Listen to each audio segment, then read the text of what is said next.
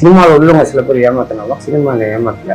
ஒரு நடிகை நினைச்சு ஒரு முண்டாசு பற்றி பிசாசு, ரஜினி முருகன், தாலா, ரஜினி சார் நடிச்சேன், கமல் சார் கூட பாபனாசோட நடிச்சேன், பரியரும் பெருமாள், இப்படி நல்ல கேரக்டரை கொடுத்து நடிக்க வச்சு சினிமா ஏமாத்தல.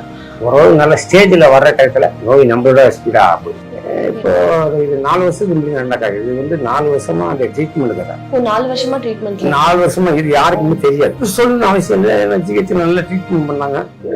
சார் ஹெல்ப் பண்ணாரு, கேன்சர் டாக்டர் ஹெல்ப் பண்ணாங்க, நல்லா ஹெல்ப் பண்ணாங்க. எந்த வகையிலையும் அவங்க எனக்கு ட்ரீட்மெண்ட் கரெக்டா போட்டுச்சு. நானும் ரேகாவிலையோ பிஎஸ்எல்ல வெளியில பார்த்தா என்னால செலவு பண்ண முடியல. இப்போ இந்த 4 வருஷமா இந்த ஒரு அண்டர் ட்ரீட்மெண்ட்ல இருந்தீங்கல்ல, அதுல எப்பயாச்சும் நீங்க ஷூட்டுக்கு போயிட்டு வரது அந்த மாதிரி போலேன்னா என்னுடைய 2 பிள்ளைங்களை காப்பாற்ற முடியும். என் ஒய்ஃபு எம்ஏ போயிட்டு வேலை இல்லை, இப்பதான் வேலைக்கு முயற்சி பண்றாங்க. தம்பி இது பையன் 10th.